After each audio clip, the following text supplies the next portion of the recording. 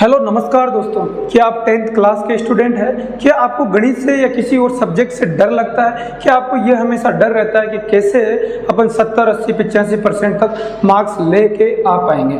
अगर इस तरह का डर आपके मन में है तो ये आज का वीडियो आपके लिए है। तो सबसे पहले मैं बात करता हूँ जो 10th क्लास के या 12th क्लास के स्टूडेंट्स हैं जिनके बोर्ड एग्जाम होते हैं, जो डरते रहते हैं कि भाई 85% मार्क्स कैसे लेके आए, 80% भी कैसे लेके आए, उन सब बच्चों के लिए ये वीडियो है। मैं उन बच्चों की बात कर रहा हूं जो एवरेज बच्चे हैं। एवरेज बच्चा भी 80-85 मार्क्स ला सकता है बहुत ही आसानी से। कुछ ट्रिक्स मैं यहां पर बता रहा हूं, उनको फॉलो कीजिएगा बस, और इसके अलावा कुछ भी करने की जरूरत नहीं है, कुछ भी एक्स्ट्रा एफर्ट्स लगाने की ज़्यादा जरूरत नहीं है। और मैं उन बच्चों की बात नहीं कर रहा जो बहुत इंटेलिजेंट है, मैं एवरेज बच्चे की बात कर रहा हूँ। मैं उन बच्चों की बात कर रहा हूँ जिनको जोड़ घटाव गुणा भाग आसानी से आता है। तो देखते हैं, सबसे पहले अपन बात करते हैं कि भाई क्या करें। अब पढ़ने स्टार्ट करते हैं तो सबसे पहली चीज आती है नोट्स मेकिंग। भाई नोट्स आपको बनाने पड़ेंगे, चाहे आप स्कूल में पढ़ते हो, किसी कोचिंग में पढ़ते हो या ऑनलाइन पढ़ते हो। बिना नोट्स के आप कुछ नहीं कर पाएंगे, ज्यादा लंबे समय तक नहीं टिक पाएंगे, एक कॉन्फिडेंस पैदा नहीं कर पाएंगे। मान लीजिए आप स्कूल में पढ़ते हैं या किसी कोचिंग में जाते हैं लेकिन नोट्स नहीं बनाते हैं, तो आप रिविजन किसका करोगे? क्या एक बुक को आप लास्ट के टाइम में पढ़ लोगे? जब एग्जाम टाइम पास में होगा तो क्या पढ़ पाओगे? नहीं। इसलिए नोट्स बहुत जरूरी है, चाहे वो मैथ हो, इंग्लिश हो, फिजिक्स, केमिस्ट्री, या फिर अपन 10th के जो बच्चे हैं उनके लिए बात करें इंग्लिश की या संस्कृत की, हिंदी की, SST की, जो भी है, तो आपको पढ़ाई करनी पड़ेगी। शॉर्ट नोट्स रेगुलरली बनाने ही पड़ेंगे। शॉर्ट नोट्स जब बनाओगे तो रिवीजन करने में आपको दिक्कत नहीं आएगी। ठीक है भाई, जब महीना बचेगा आपका, लगभग मान लीजिए लास्ट है एग्जाम, जैसे कि फरवरी में एग्जाम मान लीजिए, फरवरी या मार्च में, ठीक है, तो जब लास्ट में एक महीने में क्या रिवीजन पूरी किताबों का कर लोगे? क्या पूरी बुक्स पढ़ लोगे? अगर ऑनलाइन पढ़ रहे हैं तो क्या पूरे वीडियोज को वापस देख लोगे? क्या नहीं देख पाओगे, उस समय इतना टाइम ही नहीं होता है। इसलिए मैं यही कहूंगा कि शॉर्ट नोट्स बनाइए, अपने खुद के नोट्स, अपनी राइटिंग में। नोट्स का मतलब ये कतई नहीं है कि बुक की कॉपी करने लगे, या फिर ऐसा भी नहीं है कि किसी वीडियो में जो भी बोले जा रहे लिखते जा रहे धाड़ धाड़ धाड़ धाड़, ऐसा कतई नहीं है। नोट्स का क्या मतलब होता है कि भाई आपने पढ़ाई की, चलो कुछ एक चैप्टर ले लेते हैं कोई सा भी, ठीक है, लेकिन इसमें क्या लगा आपको, जहां पे भी थोड़ी सी प्रॉब्लम लगी, डिफिकल्टीज लगी, उसको आपने अलग से नोट डाउन कर लिया, कुछ फॉर्मूले जाए इंपॉर्टेंट उनको लिख लिया। तो ये होता है शॉर्ट नोट्स बनाने की ट्रिक्स। जो भी दिक्कतें आपको रही उनको एक तरह से अलग बुक में लिख लीजिएगा। तो ये शॉर्ट नोट्स आपके कब काम आएंगे? जब आप रिविजन करेंगे। और रिविजन करने में क्या रहता है, थोड़ा फास्ट पढ़ना रहता है। ऐसा नहीं है कि जब पहले दिन पढ़ते थे आराम से कंसेप्ट समझ रहे, वैसे नहीं, अब फास्ट तरीके से पढ़ना होता है। ठीक है, तो ये पहली बात होगी, नोट्स मेकिंग बहुत जरूरी है, इसके बिना आप आगे नहीं बढ़ पाएंगे। ठीक है, और दूसरी जो इंपॉर्टेंट बात है, छोटे छोटे कंसेप्ट पे जरूर ध्यान दीजिएगा, उनको मिस मत करिएगा। जैसे कि गणित की बात करें तो बच्चे क्यों घबरा जाते हैं, क्यों फेल होते रहते हैं? क्योंकि वो जो बेसिक है गणित का, जैसे कि जोड़ घटाव गुणा का, उन पर ध्यान ही नहीं देते। डायरेक्ट बड़े बड़े क्वेश्चंस पे पहुंच जाएंगे और फिर बोलेंगे सर समझ में नहीं आ रहा। समझ में कहां से आएगा भाई? जहां तक जोड़ घटाव गुणा भाग नहीं आएगा, जो फाउंडेशन है मैथ का वो तैयार नहीं होगा, तो आप क्या अच्छी इमारत बना लेंगे? बिल्कुल भी नहीं बना पाएंगे। इसलिए बेसिक जो कंसेप्ट है उन पर जरूर ध्यान दीजिएगा, बेसिक कंसेप्ट पे। ठीक है, अगर इनको नहीं पढ़ोगे तो कुछ भी नहीं है बेटा, भले ही कितनी मेहनत कर लीजिएगा कुछ भी हासिल नहीं कर पाओगे। ठीक है, तो अब अगली बात करते हैं अपन, बी कंसिस्टेंट, मतलब लगातार पढ़ना पड़ेगा। ठीक है, आपने बहुत अच्छे नोट्स भी बना लिए लेकिन आप पढ़ाई भी नहीं कर पा रहे हो। एक दिन तो आप पढ़ लेते हो 8 घंटे और दूसरे दिन सर आज तो पढ़ने का मन ही नहीं है, तो बिल्कुल भी जीरा डब्बा गोल हो गया। तो ऐसे काम नहीं चलता है। पढ़ाई आपको रेगुलर करनी पड़ेगी, लगातार करनी पड़ेगी। और लगातार करने का मतलब क्या हो गया? भले आप 3 घंटे ही पढ़िएगा दिन का, 3 घंटे पढ़ो या 4 घंटे ही पढ़ो, लेकिन कंटिन्यू, लगातार, निरंतर, सतत आपको पढ़ना पड़ेगा, तब जाके कुछ कर पाओगे। अब मैं यहाँ पर अगर बात करूं कि जैसे कि अपन कहानी सुनते थे, जो लगातार अभ्यास का फायदा होता है वो ये होता है कि भाई अपन जैसे कि कहानियां सुनते हैं ना, करत करत अभ्यास के जड़मती होत सुजान, रसरी आवत जात है सिल पर परत निशान।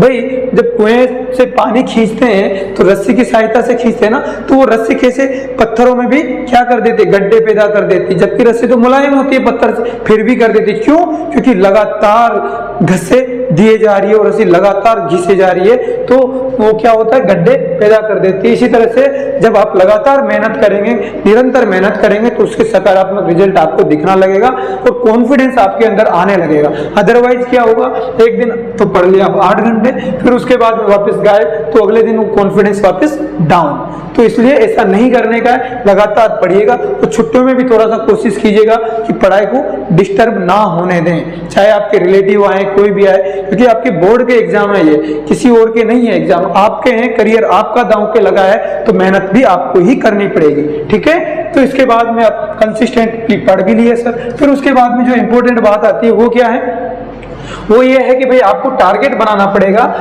नहीं तो क्या होगा, पढ़ाई में मन ही नहीं लगेगा। क्यों नहीं लगेगा, क्योंकि रीजन ये है कि अगर आपके पास सामने टारगेट नहीं है तो आप आलसी करोगे, आलस्य करोगे, और आलसीपन में कभी भी वो रिजल्ट नहीं मिल पाते जो मिलने चाहिए। इसलिए अपने को अलर्ट रहना है, तो उसके लिए अपने पास टारगेट सामने दिखना ही चाहिए। टारगेट कैसे बनाएं, किस तरह से सेट करें, जैसे कि मान लीजिए आपका एग्जाम है फरवरी या फिर मार्च में, मान लीजिए फरवरी या मार्च में आपके एग्जाम है, ठीक है, तो अभी से कितना टाइम है, लगभग 4 से 5 महीने का टाइम है। अब उसको ब्रेक कर दीजिएगा कि भाई हर महीने मेरे को इतना कवर करना है, इतने चैप्टर कवर करने, लगभग मान लीजिए 3 या 4 चैप्टर हर महीने कवर करना है या 5 करना है, ठीक है, 4 भी चैप्टर करने हैं। फिर उसको वीकली डिवाइड कर दीजिए, हर सप्ताह में 1 चैप्टर कंप्लीट करना है, साथ के साथ में प्लस जो कंप्लीट हो चुके हैं उनका रिवीजन भी करना है। अगर रिवीजन नहीं करोगे तो वापस दिक्कतें होने लगेगी और फिर भूलते जाओगे, इधर से पढ़ते जा रहे हैं, पीछे से सब पत्ता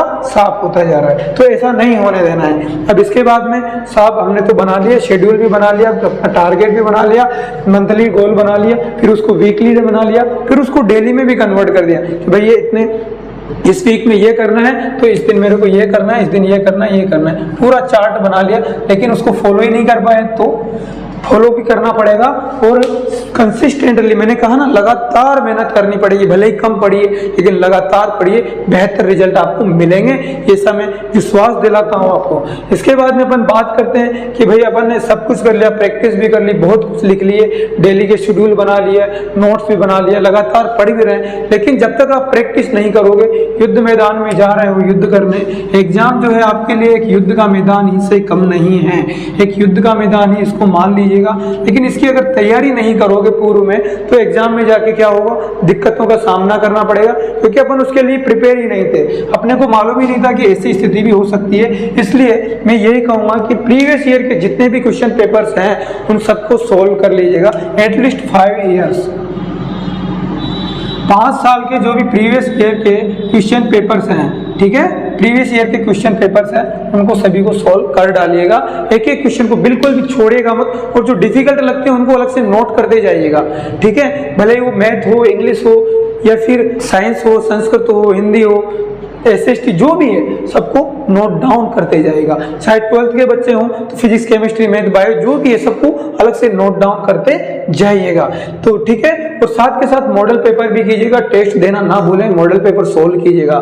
3 घंटे या पौने 3 घंटे का पेपर रहता है, 2 घंटे 45 मिनट का, ठीक है, तो अलार्म सेट करके बैठ जाइएगा कॉपी लेके और उस मॉडल पेपर को सोल्व कीजिएगा। अगर कोई टेस्ट कंडक्ट करवाते हैं तो टेस्ट भी कीजिए, मैं भी कुछ अवेलेबल करा दूंगा लगभग सभी सब्जेक्ट के, और आपको प्रैक्टिस करनी ही पड़ेगी, क्योंकि इसके बिना आगे बढ़ना संभव नहीं है, एक अच्छी प्रैक्टिस नहीं कर पाओगे, और जब तक अच्छी प्रैक्टिस आप नहीं कर पाओगे तब तक कोई मतलब भी नहीं निकल पाएगा, ठीक है। तो इतना समझ में आ गया, अगर इनको भी फॉलो करते हो तो आपको बहुत हेल्प मिलने वाली है। अब इसके बाद में फाइनली मैं यही कहूंगा कि भाई इतना सब कुछ कर लिया, सब कुछ बहुत माथाफोड़ी होगी, लेकिन स्ट्रेस नहीं लेना है, टेंशन में नहीं आना है। मैथ को या कोई भी सब्जेक्ट उसको एंजॉय करो यार, एंजॉय द सब्जेक्ट। अब एंजॉय कैसे करें सर, ये तो सब्जेक्ट ही दिमाग खाने वाले, मैथमेटिक्स जैसे सब्जेक्ट माथा चाटिक्स हो गए, तो इसमें एंजॉय कैसे करें। एंजॉय देखो मैं क्या कह रहा हूँ, एंजॉय का मतलब उसको बर्डन के तौर पे मत लीजिएगा, ये एग्जाम है, सिर्फ एग्जाम को एग्जाम के हिसाब से प्रिपेयर कीजिएगा और स्ट्रेस बिल्कुल भी मत लीजिएगा, बस पढ़िएगा पढ़िएगा पढ़िएगा, पढ़ते रहिएगा। और एंजॉय का मतलब मैं बात करूँ, इंटरेस्ट लीजिएगा, छोटे छोटे कंसेप्ट को जब आप सोल्व कर लोगे, हल कर लोगे, कुछ क्वेश्चंस करने लग जाओगे तो ऑटोमेटिक कॉन्फिडेंस आएगा, मजा आएगा, चैलेंज आने लगेगा। थोड़ी सी बड़ी प्रॉब्लम आएगी, आपको लगेगा इसको मैं करूंगा, आप टाइम दोगे उसको करोगे, आपको मजा आता है। और जीतने में जो मजा आता है ना वो किसी में भी नहीं है, ठीक है। तो जीत में जो मज़ा है, जीत में जो मज़ा है वो किसी भी चीज़ में नहीं है, इसलिए जीतने की कोशिश कीजिएगा, हर क्वेश्चन को आप सोल्व करिएगा, ठीक है। तो जब जीतने लगोगे तो कॉन्फिडेंस आएगा और एक एंजॉय करिएगा, टेंशन बिल्कुल भी नहीं लेना है, बिल्कुल भी नहीं लेना, चाहे क्रिकेट का मैच हो, कुछ भी हो, हार जीत हर जगह होती रहती है, लेकिन घबराना बिल्कुल भी नहीं है। ये एक गेम की तरह खेलिएगा, अगर मैथ है तो मैथ को भी एक गेम की तरह खेलिएगा कि मेरे को इस तरह से चीज़ें कवर करनी है, और चीज़ों को चेस करने की कोशिश कीजिएगा। चेस मतलब कि टारगेट ये डिसाइड कर लो और इसको कंप्लीट करो, करना है तो करना है, बस खत्म बात, ठीक है। तो ये मैंने 5 जो बेसिक ट्रिक्स है ये आपको बताइए, और अगर आप इनको फॉलो करते हैं ना तो मुझे लगता है कि आप 85% मार्क्स आराम से ला सकते हैं। 85% ही है ये, मैं 95% 98% की बात नहीं कर रहा, और मैं बात कर रहा हूँ उन स्टूडेंट्स की जो एक एवरेज स्टूडेंट है, मीडियोकर स्टूडेंट है, जिनके सिर्फ बेसिक फंडे कमजोर नहीं है, मतलब जोड़ घटाव गुणा भाग जिनको आता है वो हर कोई इसको कर सकता है, और 85 नंबर लाना बहुत बड़ी बात नहीं है। बस इसको फॉलो कीजिएगा, डेली पढ़िएगा, थोड़ा थोड़ा ही सही लेकिन रोज रोज पढ़िएगा। करत करत अभ्यास के जड़मती होत सुजान, रसरी आवत जात है सिल पर परत निशान। तो यही कोटेशन है जो बच्चों के लिए बहुत महत्वपूर्ण है, और इसी तरह से आप अगर तैयारी करेंगे तो मुझे लगता है कि सफलता बहुत ज़्यादा दूर नहीं है।